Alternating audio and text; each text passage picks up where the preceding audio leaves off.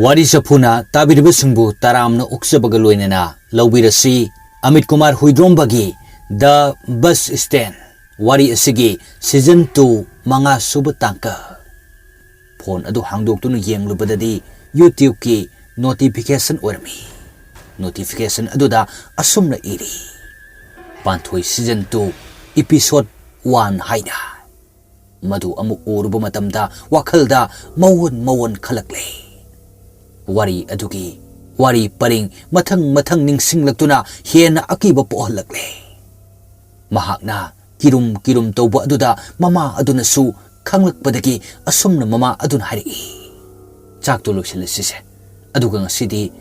dukan da chalusi pot khare leirusi mama asina asumna haudorakleba asi masa asibu kidana basilibani miyoibana imung da fawa kisalaklabadi masa adu imung dubu koliba laiduna pamdaba kaya yawbadaki oiraklibani madubu phage hairabadi thongal wangmalana leiriba isor da hajaduna isor aduna ngakpiraklaba matamda changlaklabadi imung bu koliba isor asina ngakpi haibasi mama pinana khanjaba wakhalni maduna maram oiraga masa asibu imung dagi mapanda thokhanduna akibagi wakhal adu honghange khalibani asumba makni imung da leiba matamda wakhal stress lakpa tension lakpa kaya asi imung dagi thoklaklaga mapanda ayingba nungsit phuhanduna prakriti ki phajaba hainam leinam uchek wayagi khonjel amadi laikai miyamga pullabadi saruk ayamba pai madu faraba matungda sanglak-labadi imung da leiramba nungai taba kaya adu phai haibasi mi khudingna khangnarabu wafamni madu maknani adventure walking haiduna kaya leiram libasi wakhal sonba sontharak-labadi mapan tho'u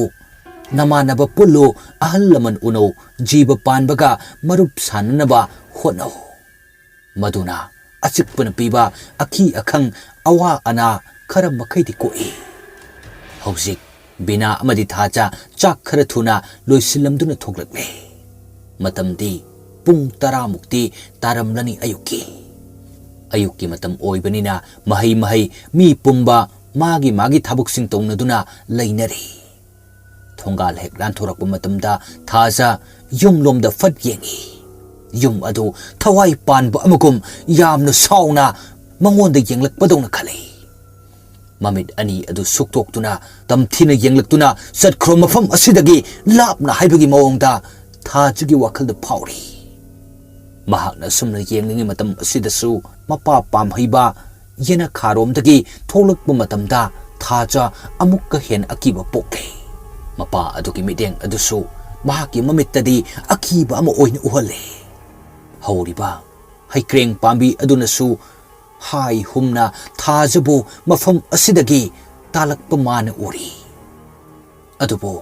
uchek waya sa sangi khonjal tarakpa matamdadi loina mangkhre akiba pumba yum adusu konung amagumna khalakle haikreng pambi asisu sangtrik sangna maka lamna hobu oina urakle mamaga mahaka lambi aduda chatkiba matamda lapna chap leptuna mamit kuptaba makai saphabana yengduna leiri mahaki miteng asisu kanagumba amana yenglabadi akiba amadi soidana pokani sumdring leptuna sor honba phawba khangdaba makai murti amagum leiriba asida tunglomda lengjumda pop tharakpada khangprik khangnaduna chongi lanthoibana kanadona nangna ungduru yengliduna saphabana ha lanthoiba mangda kana leiribano kana chatkhrbano haidun yengi matam aduda thajadi ore aduga lanthoibana hai thajanatro ada chalise lesna yauraktiana yenglumliro lanthoibana hai ado thajase haijilasira saphabana as nangi te dungaktani haida hairaki tawragana kona hairasi khanghalagumsi singaktani haujig hairakano kona moiga thengnarakanda unarakanda haisira haigumsira haido madu khanarasi haujikti hairakano taningdi lanthoibana nati ado amuksu hik ikairakpa aduini saphabana nangdi ikaini yam ikairadi phangda taba ꯂꯟꯊꯣꯏꯕꯅ ꯍꯥꯏ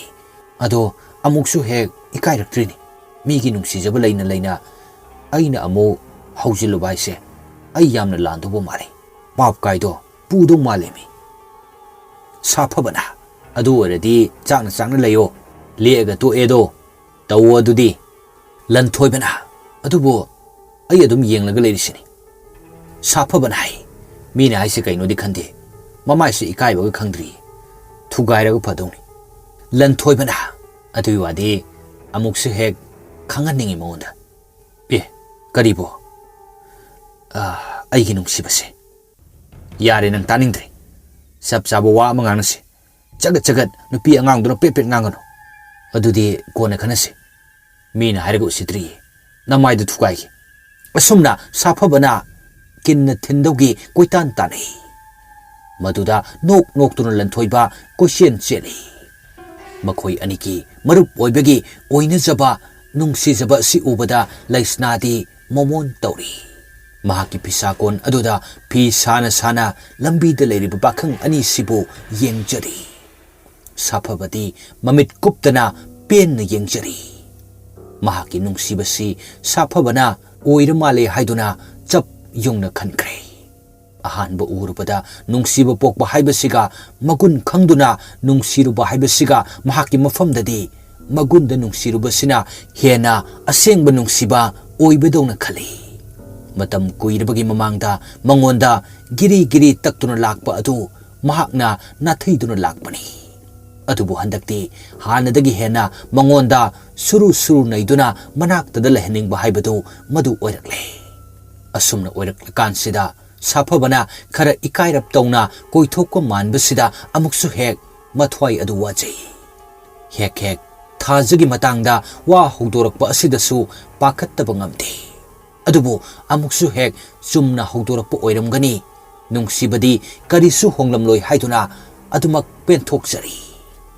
ꯄꯨꯝꯅꯃꯛ ꯑꯁꯤ ꯑꯣꯏꯗꯨꯅꯁꯨ ꯃꯍꯥꯛꯀꯤ ꯃꯕꯨꯡ ꯑꯗꯨꯅ ꯑꯋꯥꯐꯝꯗ ꯇꯥꯗꯨꯅ ꯂꯩꯕ ꯑꯁꯤꯗ ꯃꯣꯃꯣꯟ ꯇꯧꯔꯝꯕ ꯃꯥꯏꯊꯣꯡ ꯑꯗꯨ ꯁꯠ ꯍꯟꯖꯤꯟꯈꯤ ꯃꯁꯝ ꯃꯅꯥ ꯐꯖꯅ ꯍꯥꯠꯅꯤ ꯈꯪꯈꯤꯗ꯭ꯔꯕ ꯃꯍꯥꯛꯀꯤ ꯃꯃꯥ ꯑꯗꯨꯅ ꯑꯁꯨꯝꯅ ꯑꯃꯨꯛ ꯀꯧꯔꯛꯏ ꯑꯃꯨꯇꯣꯝꯕꯤꯅ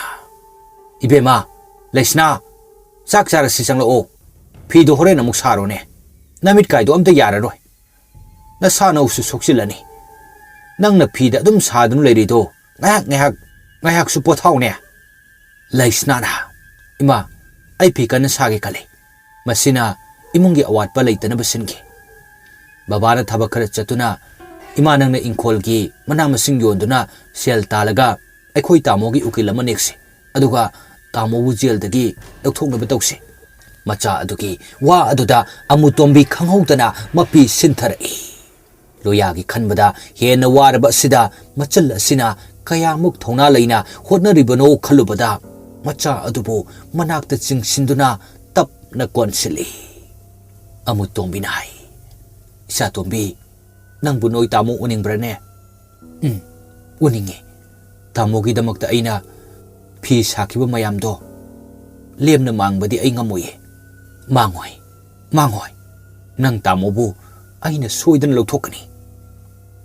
ꯅꯄꯥꯒ ꯑꯩꯒꯁꯨ ꯃꯨꯟꯅ ꯈꯟꯅꯔꯕꯅꯤ ꯍꯟꯗꯛꯇꯤ ꯎꯀꯤꯜ ꯑꯐꯕ ꯑꯃ ꯁꯣꯏꯗꯅ ꯅꯦꯛꯂꯒ ꯂꯧꯊꯣꯛꯂꯗꯕꯅꯤ ꯑꯃꯨꯇꯣꯝꯕꯤ ꯃꯊꯥꯗ ꯃꯆꯥꯕꯨ ꯆꯦꯠꯅ ꯀꯣꯟꯁꯤꯟꯗꯨꯅ ꯀꯞꯆꯔꯤ ꯑꯋꯥꯕꯒꯤ ꯃꯊꯛꯇ ꯑꯋꯥꯕ ꯑꯃ ꯇꯥꯔꯦ ꯍꯥꯏꯕꯒ ꯆꯞ ꯃꯥꯟꯅꯔꯦ ꯁ꯭ꯌꯥꯝꯁꯨ ꯑꯗꯨ ꯃꯉꯥꯏ ꯃꯍꯥꯛꯀꯤ ꯃꯔꯝ ꯆꯠꯅ ꯃꯍꯥꯛꯀꯤ ꯇꯧꯖꯔꯨꯕ ꯀꯌꯥ ꯑꯗꯨꯒꯤ ꯃꯍꯩꯅ ꯃꯍꯥꯛꯀꯤ ꯃꯆꯥ ꯑꯗꯨꯕꯨ ꯑꯋꯥꯐꯝꯗ ꯇꯥꯔꯤꯕꯅꯤ ꯍꯥꯏꯕꯁꯤ ꯃꯁꯥꯅ ꯌꯥꯖꯔꯤ ꯑꯗꯨꯕꯨ ꯀꯔꯤꯗꯤ ꯎꯄꯥꯏ ꯂꯩ ꯅꯣꯡꯃꯒꯤ ꯆꯔꯥ ꯇꯥꯟꯗꯨꯅ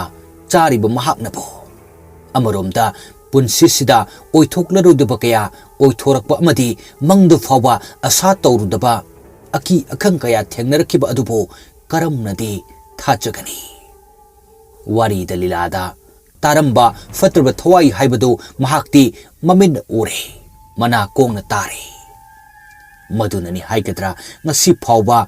ꯍꯥꯟꯅꯒꯤ ꯄꯨꯟꯁꯤꯗ ꯍꯜꯂꯛꯄ ꯉꯝꯗ꯭ꯔꯤꯕꯁꯦ ꯄꯥꯝꯍꯩꯕ ꯃꯍꯥꯛꯀꯤ ꯅꯨꯄꯤ ꯑꯗꯨꯗ ꯆꯦꯠꯅ ꯁꯤꯟꯅꯔꯕ ꯃꯇꯨꯡꯗ ꯉꯁꯤꯗꯤ ꯑꯊꯦꯡꯕ ꯃꯇꯝꯕꯨ ꯉꯥꯏꯗꯨꯅ ꯂꯩꯈ꯭ꯔꯦ ꯕꯤꯅꯥꯁꯨ ꯊꯥꯖꯒ ꯂꯣꯏꯅꯗꯨꯅ ꯐꯃꯨꯡꯗ ꯆꯪꯗꯨꯅ ꯇꯨꯝꯅꯕ ꯁꯦꯝ ꯁꯥꯈ꯭ꯔꯦ Makoi anina tumthakre hek khangba matamda pamhaiba mahaki thabak thoram haunanaba sem sarai. Ahanbada maninglomda tholaktuna iru lunaba sem sai. Mapan oijarabasu mainadi pungan ngali. Lujanaba ising baltin ani mahaki akoibada sokchinduna thami. Aduga lujage hek tawba mikupta mai adu muthokre. Pamhaibana ihe mai nena among mudkhre ne tawrise. Ai di lemsu puthok hauti. As kamdawni sidi. Napi angangda haidawdusu moidi khanghan ba yaba na tedo. Ai bo amamba sida koi ma madun sat khidru tawrisibo.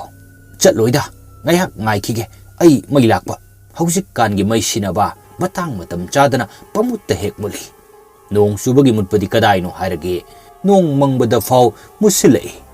Hausik sumangai mi tumnaram lani mai sizinaram maroina muthat khreda khangdemi. Tawbudi mingondagi mai leiba ai khoi lamdamnina upai lei pontene. Hairuradi moisu post tekpagini tara tatpagini hairakani. Adu ai khoisu consumer ai khoisu makhoida wakatana kanada kadaida wakat lunege. Asumna mathanta murum murum sonduna famduna lei. Nungsitsu ingli lawba ama liri humna silai. Nungsik sahumda upal singna nomli tawba adudi ling watpa ngamba thawai panba amagum mali. Maraksida wapal singdagi kontharakpa waton kaya aduna mamli tawba sida nomli tawba sidi makhut khattuna laknabagum uri. Pamhaiba ahanbadadi karisu khalamde. Adubo maidu kuina lakmandrabaduda wakhalda mawon khanbadi haurakle. Haijabagi wani mi ama oibanina akibadi poi. Maduna maram oiraga mathanta murum ngangjaba adusu toktuna imungda mai lauthoknaba sangsira khalakle. Madudagi phuk haugatuna changge tawbada mahaki nakanda thamliba ising pik thanba baltin aduda karigumba posak ama takhibagumna tawrai. Pamhaibana karinu takriduna amuksu hek ningsinglai.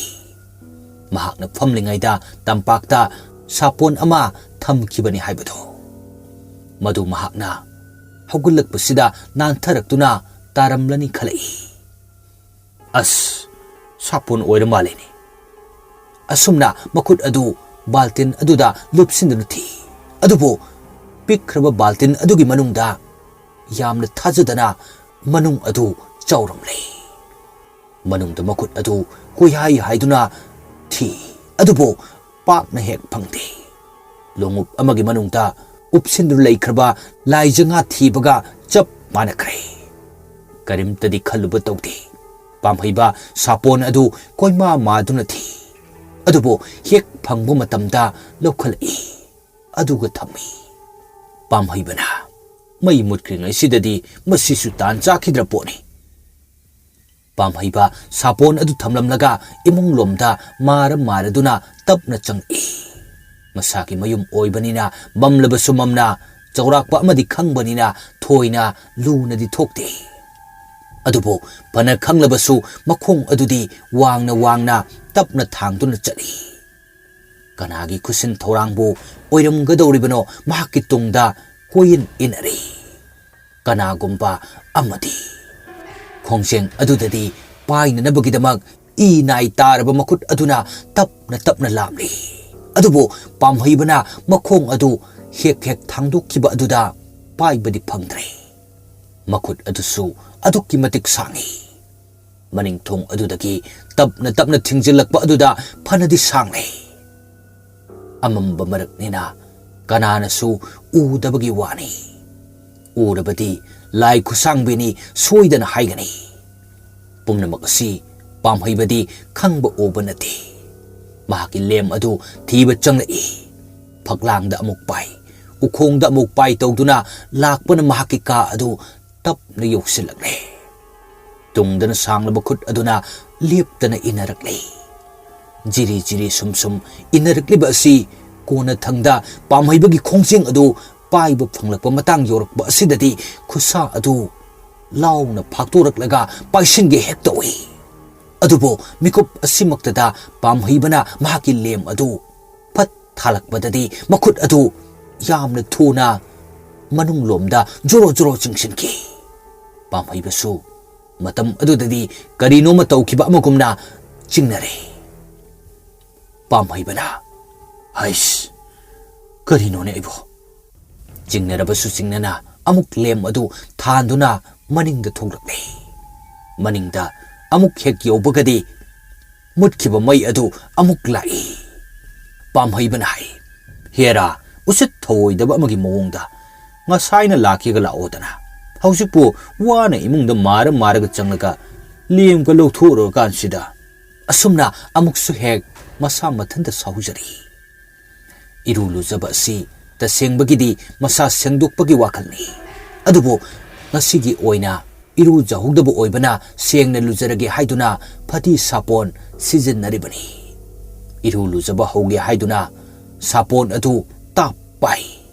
sapon aduda khujinna khotkibagi mami amuk urakle maduda amuk munna yengduna kali karino mami sidi aibu khujinga sanglabrane makhut aduda yengjari khujin sing adu khitangdi sanglamba aduda amuk khalai ngasai aina sapon thibada kholi malini asi haiduna iru lujaba adu hore ngasai kai khaludaba wakal ama hausik mahak khanba horakle ngasai kai di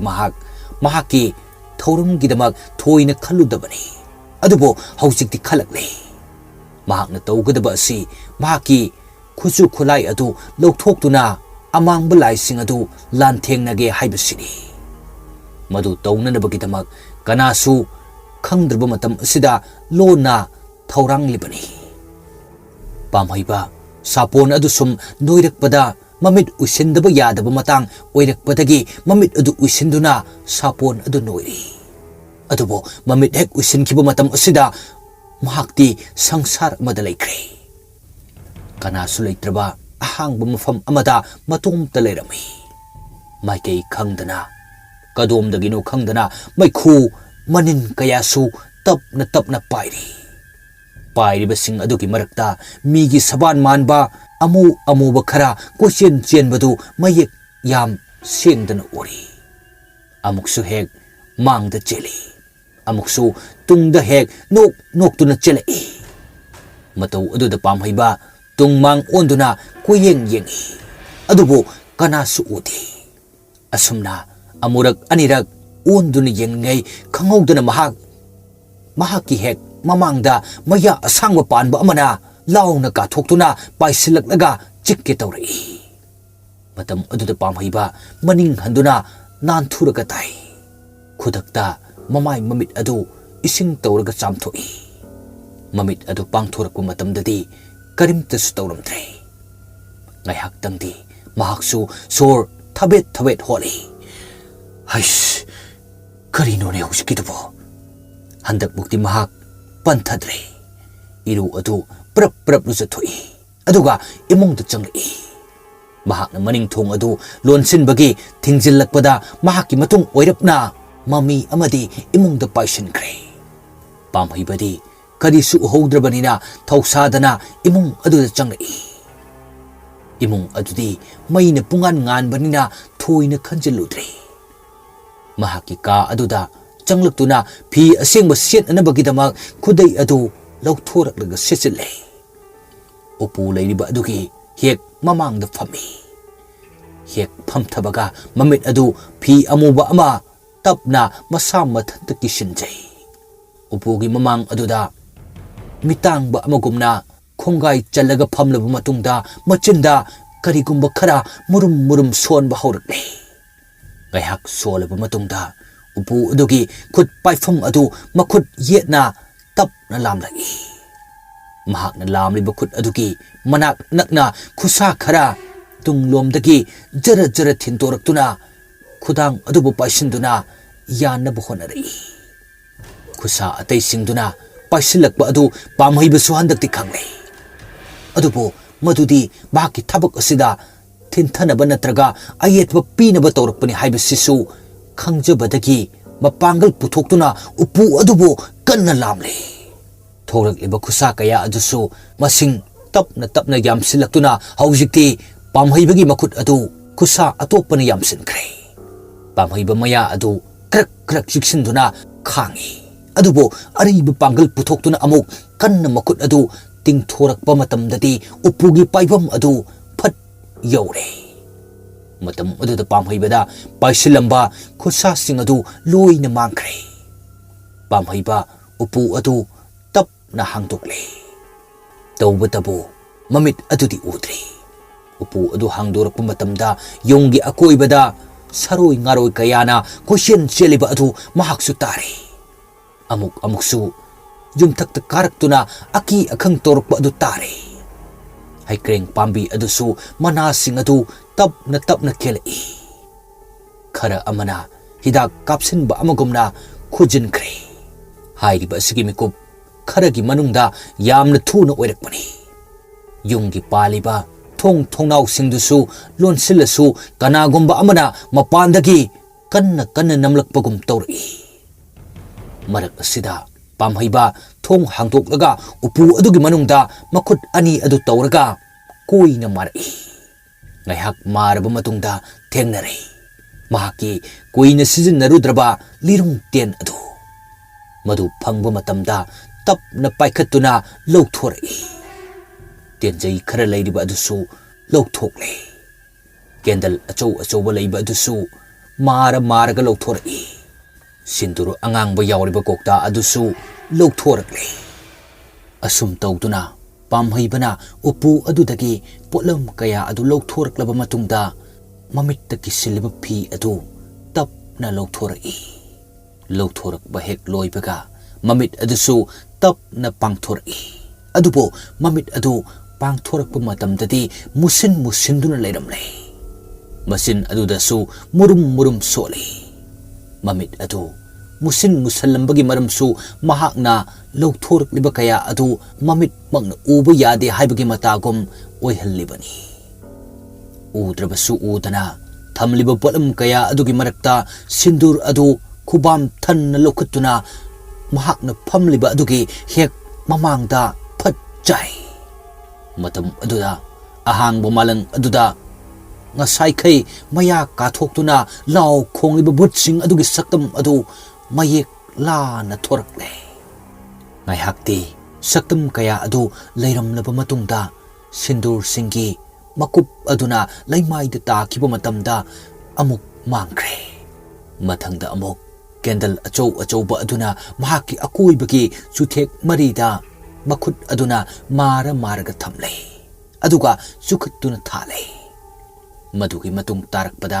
अमुक लिरुंग तेन अदु पाइखतुना तेनजै निंगथिजन हपचिले लिरुंग तेन अदु अचंब नते फत्रब थवाई भूत प्रेत कया सिंबु मधुन कापतुना तनखाइबा अमदी तेनजै अदुगी मतुंग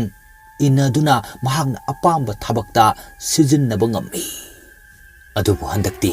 इमुंग सिदा थोगलकलिबा अकी अखंग कया असिबु ngakthoknabagidamakta तेनजै अदुना leirambo phut pret kayabo kaptuna tanga dawribani hek yengbada lirung adu lum lawi pangchaw chawbudi nate adubo murap tawlirung adu makrak hai len makok manbagi saktam mi makok manbagi saktam kaya masu lirung adu dhaklei lirung dubu tingliba li adusu marai tai hek yengbadadi miyoi bagi samna